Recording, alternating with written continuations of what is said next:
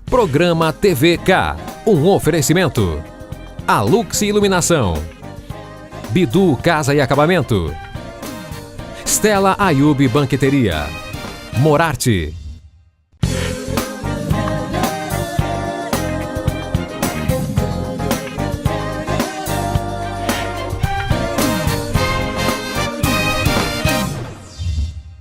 Essa semana nós estamos recebendo no TVK 24 da NET, que agora também está na cidade de Itapetininga. Um abraço, Itapetininga, irmãos de Itapetininga, fazendo parte desta família Interativa TV 24 da NET. Padre Tadeu da Rocha Moraes, figura que já mais de 25 anos. É bem mais, 37 para 38. 37 para 38. Mas como é que o senhor, qual é o segredo de tanta juventude? É o celibato? Seria o celibato? Não, tenho 37 para 38 anos de padre, 31 de outubro de 1978. E aqui de Sorocaba desde 1989. Os 10 primeiros aqui em Votorantim e os restantes em Sorocaba. O que mudou desta vocação lá atrás para quem queria ser padre antes de ser padre? Mudou muito? Eu acho que as coisas, o mundo mudou, a igreja mudou e nós também mudamos. Eu acho que nós vamos crescendo, vamos amadurecendo, vamos descartando certas coisas, vamos assumindo outras. Como na minha juventude, qual era a grande preocupação da juventude na época da ditadura militar? Você lembra, né? Era a busca da liberdade, as garantias individuais, a garantia da democracia, construção da democracia. Então, participei de tudo isso, né? Quer dizer, o senhor foi ordenado em 79? 78. 78. 78. Teodoro Mendes era prefeito de Sorocaba, eu estava assumindo a prefeitura de Sorocaba. Por aí, ainda nós vivíamos a ditadura militar. Era presidente, acho que, se não Médici, era Geisel o presidente. E depois ainda. João Figueiredo, que foi o último. Geisel para Figueiredo. Isso, exatamente. Depois veio Sarney, acho que já em 1900 e final de 80, da década de 80. Daquele tempo, né, aquela igreja, que era a igreja de João Paulo II, à época, já como Papa, ou Paulo VI? Papa Paulo VI morreu em rapidamente. 6 de agosto de 1978. Depois teve aquele Papa que ficou 33 dias, né, o Papa João Paulo I, e depois, de 29 de outubro de 1978, inaugurou-se o pontificado do Papa João Paulo II. Aí eu pergunto ao senhor, depois de 1, 2, 3, 4, 5, sexto Papa que o senhor passa dentro da igreja, o que mudou? O que a igreja deixou de acreditar ou passou a tolerar e interpretar de maneira diferente diante da própria pressão ou do próprio desenvolvimento da sociedade? No final, na segunda metade do século XX, houve um grande acontecimento na igreja, que foi o maior acontecimento eclesial do século XX, que foi o Concílio Vaticano II, que começou com o Papa João XXIII, que abriu, e foi encerrado com o Papa Paulo VI. E todo o processo de renovação, eu me tornei padre no processo de renovação da igreja, de revolução, de muitas incertezas, de muitas interrogações. E depois da morte do Papa Paulo VI, as coisas foram se estabilizando mais, o tempo foi passando, o Papa João Paulo II tinha uma mão mais firme, mais severa. Não? Então, acho que a igreja também deu reconsiderou algumas coisas, e hoje é uma igreja que talvez esteja mais voltada para dentro do que para a sociedade. Então, há um novo perfil de padre, há um novo perfil, um novo modo de ser da igreja, mesmo porque a sociedade mudou. Na década de 70, as igrejas estavam abertas para a realização de grandes assembleias, de grandes movimentos populares. Eles aconteciam aonde? No interior da igreja. Os partidos nasceram, né? Sim. PT nasceu na igreja, né? Isso, na igreja do PHS ABC, nasceu na igreja. Porque era o espaço que os cidadãos tinham. Pai Tadeu, a gente sabe da ação importante, e eu não sei se esse trabalho ainda existe, de que na catedral um grupo alimentava carentes na praça. O senhor tem crítica nesse sentido? O senhor acredita que esta ação de colaboração com esses moradores de ruas, inclusive a matéria do Jornal Ipanema dessa semana, o senhor acredita que a atitude da igreja Neste caso, ela é como se fosse a esmola no sinal de trânsito, ou ela é mal interpretada, ela colabora com a mendicância. Qual é o ponto de vista que o senhor tem e, eventualmente, até crítica que o senhor recebe em relação a isso? Bom, primeiro eu tenho clareza sobre duas coisas. Uma, não resolve o problema de ninguém. O que nós fazemos que é distribuir um lanche o início de noite, de segunda a segunda, com chuva ou com sol, com frio, com calor, feriados, pouco importa. Nós estamos lá distribuindo lanche. Por que nós distribuímos lanche? No começo nós começamos a distribuir comida. Alguns dias depois nós começamos a perceber a dificuldade. Porque todo mundo, quando vai comer, precisa de um prato plástico com a comida quente, eu estou queimando a mão de alguém, virando sujeira, acaba virando uma confusão, inclusive dificultando plenamente a alimentação das pessoas. Então nós optamos por um lanche, tá? Nós distribuímos pães, recheados sempre com alguma coisa. Tem equipes de voluntários que diariamente estão lá para preparar este lanche. Então nós temos consciência que nós não resolvemos o problema. Segunda consciência, ninguém vem a dizer que isto é responsável pela mendicância da cidade. Isto é uma visão absolutamente distorcida, porque é inconcebível que uma pessoa, um jovem, seja adulto, mulher, homem, vá para a rua por causa de um pedaço de pão. Isso é absurdo. Ele está ali porque está passando fome. Ele está ali, né? Porque ele tem... E, aliás, na fila do lanche, nós nunca fizemos discriminação. Porque você está aqui, porque você está com fome, porque isso, porque aquilo. Nós não olhamos, não pedimos identificação, simplesmente distribuímos. Enquanto tem, a pessoa vai para a fila, pega um de cada vez. Acabou, eles estão disciplinados, sem problema nenhum. Agora, então, não resolve o problema e não estamos reunindo mendigos e nem criando mendigos por causa disto. A mendicância... Também não está pedindo voto para ninguém ali. Para ninguém também. A mendicância, eu acho que é uma coisa assim, que é um problema gravíssimo e que cresceu ultimamente de uma maneira assim. Quem vive no centro sabe que isso cresceu assim assustadoramente. Virou uma Praça da Sé? Quase. Uma Praça da Sé e algumas pequenas cracolândias distribuídas pelo centro da cidade. No centro da cidade. Em que muitos que estão ali, muitos ou alguns, não sei quantos, mas existe ali gente, primeiro, que já é filha do crack. Já estamos na segunda geração de moradores de rua, segunda ou terceira geração de moradores de rua. Terceiro, a droga está muito associada a isso. Começa com o tabaco, depois vai para o álcool e por aí vai complicar. Isso, sem dúvida nenhuma. É a droga legal. Exatamente. Né? Há pessoas ali, como eu me relaciono com todos ali, muitos deles eu sei o nome, há pessoas, muitos que têm famílias. E família que mora aqui em Sorocaba. E um dia conversando com essa pessoa que eu conheço... Superior, né? Sim, a quem eu não vou citar o nome, mas a quem eu me refiro. Ele ainda olhou para mim e falou assim, Tadeu, porque nos conhecemos de longa data, Tadeu, como que uma mulher vai aceitar um sujeito deste em casa? Tem a minha idade. Você me elogiou no começo, se eu lhe mostrar esse cidadão, você vai ficar admirado de ver a aparência física dele. Tá? Droga.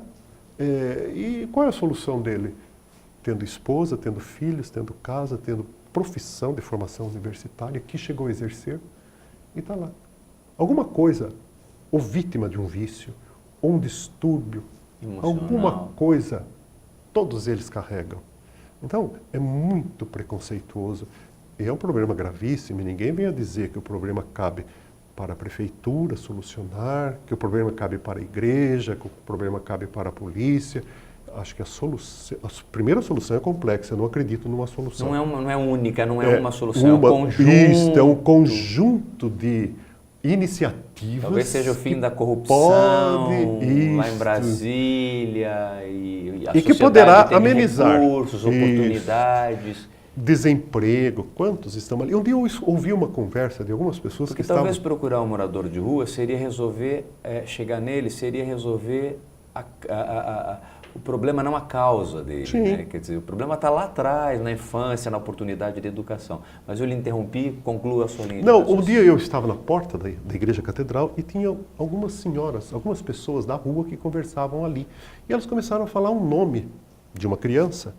Né? Quando ela me viu, ela falou assim, olha, foi o senhor que batizou falou o nome da criança. O senhor está vendo, eu estou aqui agora.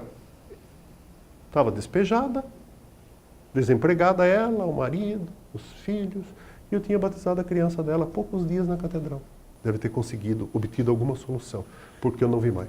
Muito bem, nós conversamos com o padre Tadeu Rocha Moraes, que é o pároco da Catedral Metropolitana de Sorocaba. Nós estamos abordando esses temas importantes, inclusive a questão dos moradores de rua e outros temas que vamos abordar no próximo bloco. Nós vamos a um rápido intervalo comercial.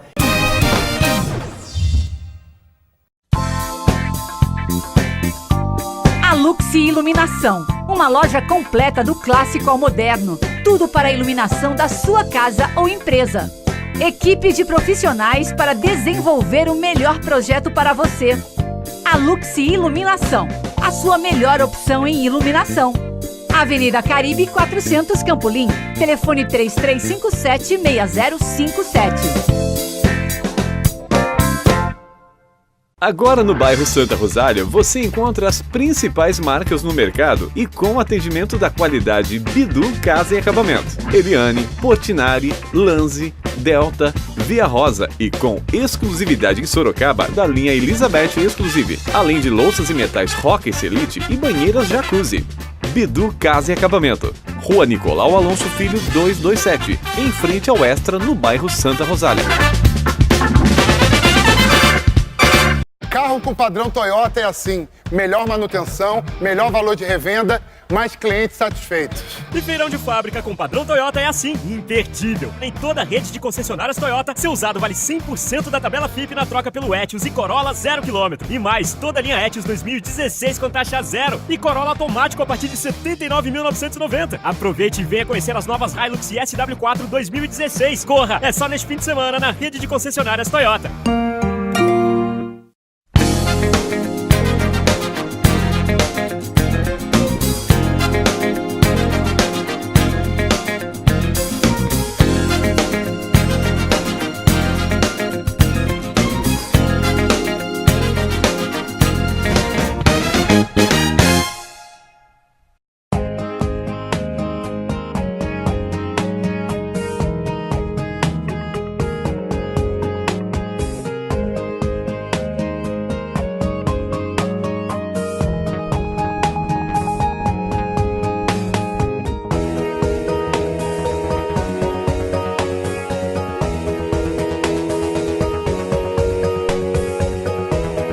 Luxaflex Hunter Douglas, The Art of Window Dressing.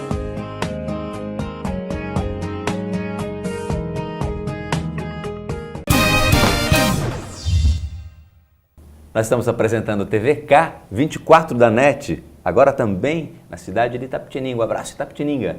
Em breve vamos estar conversando com a população, com as autoridades da cidade, integrando essa grande família na Interativa TV. E agora ele, Urbano Martins, com a crônica da semana aqui no nosso TVK. As águas de março estão de volta, como já dizia o poeta. E elas chegaram com toda a força. Na semana passada mesmo, Sorocaba enfrentou mais uma vez o problema de alagamentos, trânsito caótico e tudo que deriva de uma chuva forte. Claro que não foi só Sorocaba que sofreu, cidades da região, São Paulo. E olha que aqui, imagina se não existisse esse trabalho que levou a Dom Aguirre, a pista da Dom Aguirre, para evitar justamente esse alagamento. Seria muito pior. A situação seria muito mais caótica. Agora o curioso, por que o rio Sorocaba sobe tanto? Aí veio a revelação em entrevista do próprio secretário João Leandro, do próprio diretor Rodrigo Maldonado Sai, dando informação de que as comportas de Tupararanga são abertas. É um procedimento para favorecer a própria represa. E com isto, o nível eleva. Quando, enfim, teremos uma solução final para este problema? Que não é culpa absolutamente desta administração ou de outras, mas que se tem que pensar como a cidade vai enfrentar. Porque São Pedro não avisa quando e a quantidade de água que virá, apesar dos meteorologistas sempre darem informação e por vezes errado. Chuvas de março. E nós recebemos o pároco da catedral, uma figura extremamente voltada e preocupada com os assuntos da cidade, uma vida dedicada à Igreja Católica, Padre Tadeu da Rocha Moraes. Padre Tadeu, o senhor tem, na verdade, uma visão empresarial. O senhor é um grande empreendedor, né? Desde que o senhor voltou à catedral, o senhor voltou a ter nela as características, recuperação do patrimônio histórico, descobriu atrás das pinturas que foram feitas, sobrepostas às originais, teve críticas, enfrentou, mas tudo silenciado. Hoje a catedral tem ar-condicionado, tem realmente todas as condições que nós encontramos nos principais templos no mundo, com qualidade, hoje Sorocaba tem na catedral. Como é que é essa visão? O senhor nasceu empresário, Padre Tadeu? O senhor tem uma liderança brutal. Eu não sei, acho que... De quem que puxou? Do pai, da mãe? Deus, não, acho que puxei mais da minha mãe. Meu pai era mais parado, mais silencioso. Nós somos em 3 irmãos, tenho 2 irmãs e eu. E somos elas muito parecidas com o pai e eu muito parecido com a mãe. Mandona, então, a mãe é mandão. O senhor dá bronca, eu já vi o seu telefone tocar e o senhor claramente ou parar a homilia ou pontuar claramente. Noiva com decote exagerado, fotógrafo no meio da cerimônia religiosa, profissional também de fotografia, filmagem, batizado. O senhor claro, a regra é muito clara. Seja o rico ou seja o pobre, a quantidade de flores a se colocarem na catedral tem uma regra clara. O preço é caro? Olha, eu acho que o preço é um pouco caro. Primeiro é a fama, né? Do mandão, do nariz empinado, do arrogante. Mas acho que essa clareza, para mim, é fundamental. De tal forma que, sabe, o rico o que ele pode e sabe o pobre o que ele pode. E os dois, dentro da igreja, podem a mesma coisa. Não tem? Aliás, na sociedade democrática deveria ser assim. Todos os cidadãos poderem a mesma coisa ou não poderem o que um não pode, o outro não pode. Existem algumas coisas que eu acho que ficam bem em qualquer lugar e outras não ficam bem. E hoje, lamentavelmente, é uma grande confusão. A gente confunde, há pouco nós já dissemos, né, aqui, a gente confunde presbitério com palco, a gente confunde igreja com clube. Então, por exemplo, né, a questão do volume de som. Há pouco nós falávamos um pouquinho aqui no estúdio sobre volume de som. Num casamento, por exemplo, é algo escandaloso, porque hoje se confunde o som, o volume necessário para um baile, como se fosse necessário para a liturgia. A música tem um espaço vital na liturgia, mas a gente não pode confundir música, arte com volume, que de um certo momento se torna agressivo, se torna dolorido. Tem noiva querendo tocar funk? Olha, eu acho que deve ter. A música da Anitta, hoje chegou com pedindo, certeza, com certeza. Mas hoje eles nem pedem, hoje eles vão fazendo. Hoje eles não pedem. Hoje, não sei se é lamentável isso, mas hoje casamento é uma indústria que envolve muita coisa e envolve muito dinheiro e muitos profissionais. E a igreja é o cenário. A igreja é um mero cenário. É lamentável isso eu deploro e tenho, como você disse, né, diante de profissionais, primeiro eu procuro orientar. Se seguem a orientação, ótimo. Agora, eu não posso me silenciar diante de um profissional. Você estabelece um limite. Sim. Quando um fotógrafo quis interferir num dia de casamento, diante da noiva, eu desliguei meu microfone para que não saísse no som da igreja e disse, o senhor não deve interferir aqui. Mas a sua voz é de trovão, o senhor desligando, não, mas eu falei no último banco, não, mas eu falei desligado. Eu falei educadamente, o senhor não deve interferir aqui. Ele me respondeu, o senhor está atrapalhando o meu trabalho. Eu estava atrapalhando o trabalho dele. Não era, quer dizer, então o mais importante ali... Os valores estão invertidos. Invertidos. O mais importante é o fotógrafo, é o filmador, é o músico, é o cantor. O sacramento ficou lá atrás. Acho que nós precisamos resgatar um pouquinho isso. Agora, padre, eu tive um amigo já falecido há muitos anos, ele era padre, aí a noiva perguntava, pode beijar? Na realidade de hoje, e a minha avó dizia o seguinte, que eu quero as minhas netas que vão com a honra para o altar. Né? Quer dizer, o valor da virgindade era algo que se pregava muito.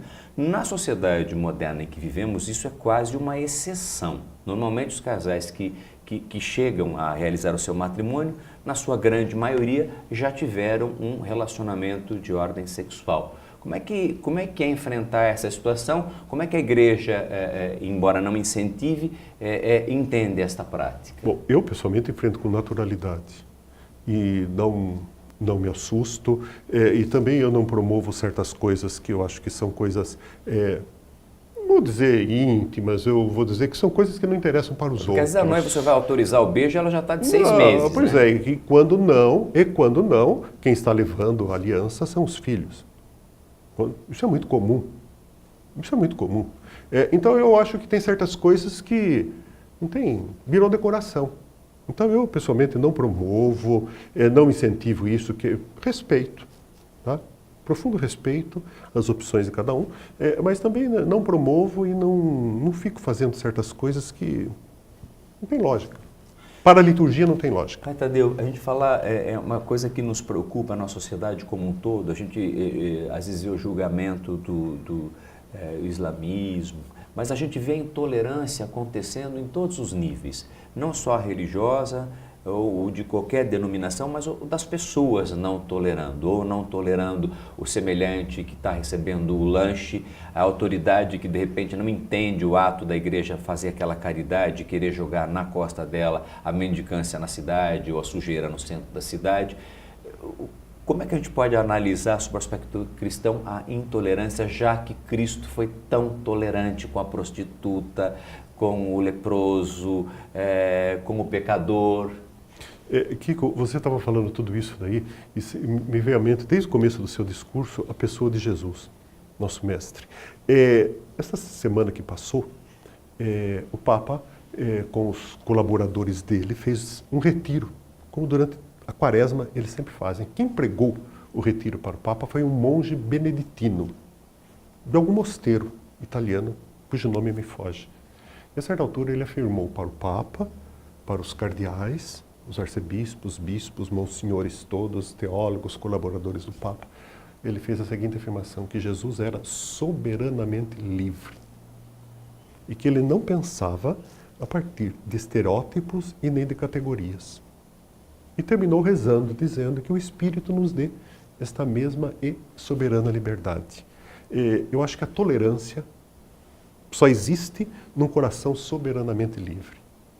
Eu procuro ter sei que é uma dificuldade enorme, sei que eu não tenho, mas quero ter um coração como o de Jesus, soberanamente livre. Como o senhor pode analisar, e aí não quero colocar o senhor numa situação indelicada, com algumas denominações que pregam a cura gay, ou a intolerância, ou a palavra de ódio, né? Às vezes você vê aquele deputado Bolsonaro, eu acho que a liberdade de imprensa é fantástica, mas quando uma palavra de ódio de alguém que lidera, que tem peso, pode incitar massas, levar pessoas à violência contra o ser humano, isso aí realmente me preocupa. A liberdade cessa na medida em que aquilo que alguém está fazendo pode gerar, aquela palavra pode matar alguém, através de um ato impensado dos outros.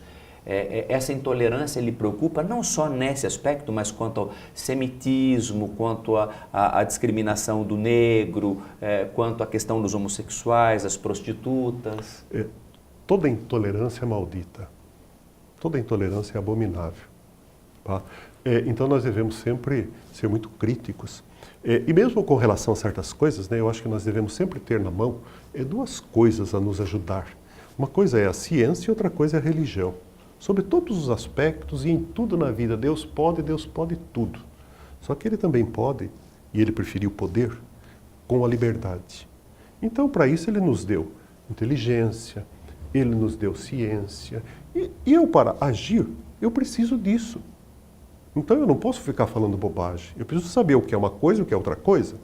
E tem coisas que a ciência explica, e estando explicadas, a religião tem que trabalhar com elas. Entendeu? E quando a ciência não tem uma explicação definitiva, é melhor que a religião seja prudente. Então, eu penso que volto a lembrar a questão da liberdade admirável, invejável e soberana de Jesus.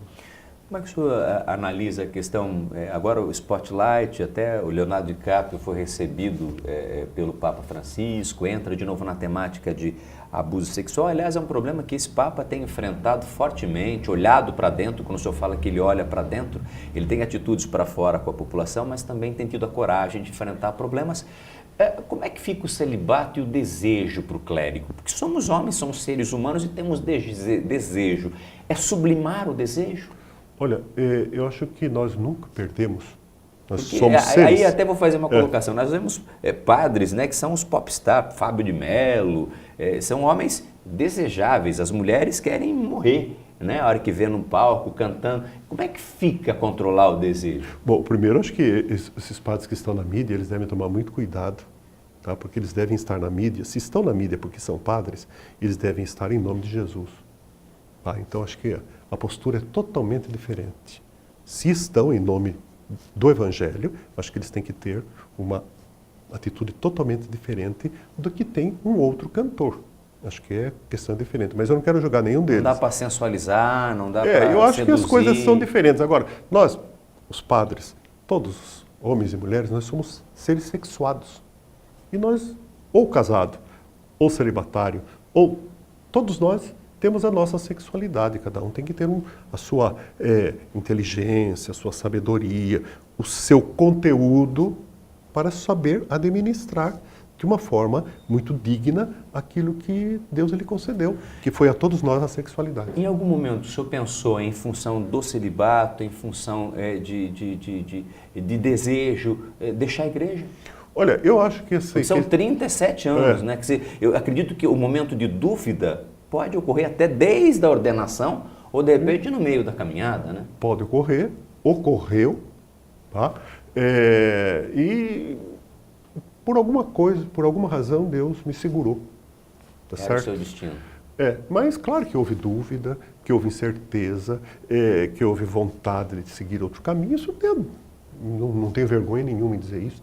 E acho que de todas as situações extremas que eu vivi, eu acho que saí crescido. Por isso que eu digo, Deus me segurou. Muito bem. Padre Tadeu participando aqui, nós vamos finalizando o programa. Eu quero cumprimentá-lo sempre com muita admiração. Como eu digo que esse tino empresarial, hoje o Padre Tadeu não está mais na Universidade de Sorocaba, mas se ela é o que é hoje, deve muito a Dom José, deve a figuras importantes, e Padre Tadeu foi uma figura empresarialmente muito forte. E se hoje nós temos essa força pujante na cidade de Sorocaba, Sorocaba deve, a memória irá, obviamente, cumprimentá-lo e reconhecê-lo ao longo dos anos, como Padre Pieroni, e tantos outros, né? O pai da história de Sorocaba, que é o nosso Monsenhor Luiz Castanho, e tantos outros que fazem parte, Monsenhor Mauro Valini, Padre Tadeu, mas o senhor demora bastante, né? Sua saúde é irritante, né, para alguns. Muito obrigado pela sua participação e pela sua sinceridade em abordar temas assim delicados, mas que o senhor fez com muita propriedade. Eu que agradeço a você, agradeço a TV Interativa, Canal 24, um abraço para Itapetininga e muito obrigado pelo seu carinho, sobretudo. Muito bem. Esse Padre Tadeu que abrilhantou o nosso Interativa TV, nosso TVK esta semana. Fique com Deus e até o próximo programa.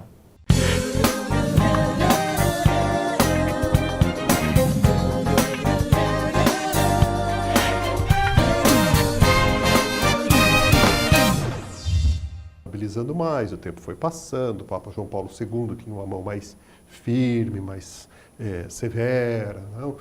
Então acho que a igreja também deu algumas, reconsiderou algumas coisas e hoje é uma igreja que talvez esteja mais voltada para dentro do que para a sociedade.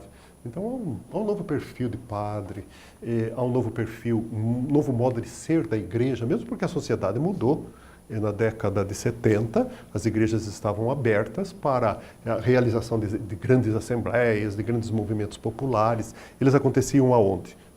No interior da igreja. Os partidos nasceram, né? Sim. PT nasceu na igreja, o próprio, isso, na igreja do ABC, nasceu na igreja. Porque era o espaço que os cidadãos tinham.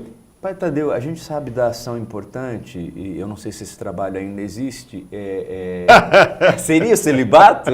Eu tenho 37 para 38 anos de padre, 31 de outubro de 1978. e aqui de Sorocaba desde 1989.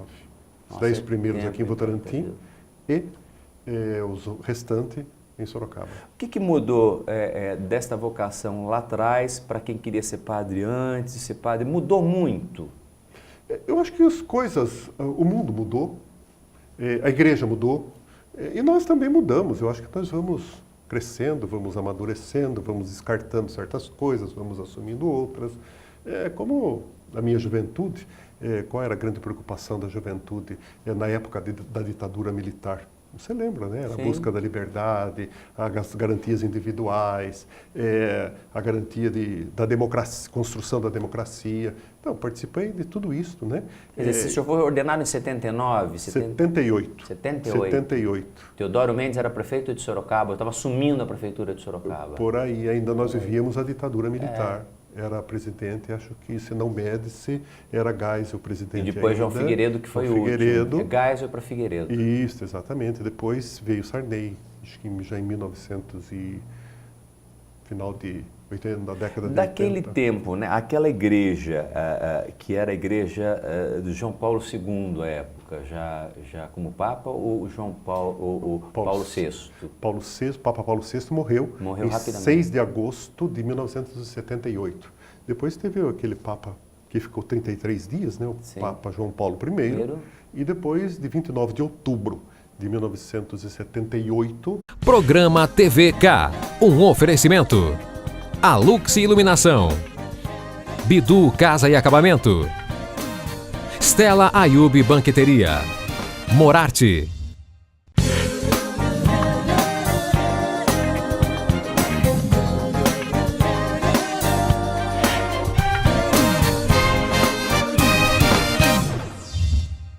Essa semana nós estamos recebendo no TVK 24 da NET, que agora também está na cidade de Itapetininga. Um abraço, Itapetininga. Irmãos de Itapetininga, fazendo parte desta família interativa TV 24 da NET, Padre Tadeu da Rocha Moraes, figura que já mais de 25 anos. Bem mais, 37 para 38. 37 para 38. Mas como é que o senhor, qual é o segredo de tanta juventude? É o celibato? Começou, inaugurou-se o pontificado do Papa João Paulo II. Aí eu pergunto ao senhor, depois de 1, 2, 3... 4, 5, sexto Papa que o senhor passa dentro da igreja, o que mudou, o que a igreja deixou de acreditar ou passou a tolerar e interpretar de maneira diferente diante da própria pressão ou do próprio desenvolvimento da sociedade? Na segunda metade do século XX, houve um grande acontecimento na igreja, que foi o maior acontecimento eclesial do século XX, que foi o Concílio Vaticano II, que começou com o Papa João XXIII, que abriu, e foi encerrado com o Papa Paulo VI. E todo o processo de renovação, eu me tornei padre no processo de renovação da igreja, de revolução, de muitas incertezas, de muitas interrogações. E depois da morte do Papa Paulo VI, as coisas foram se estabelecendo.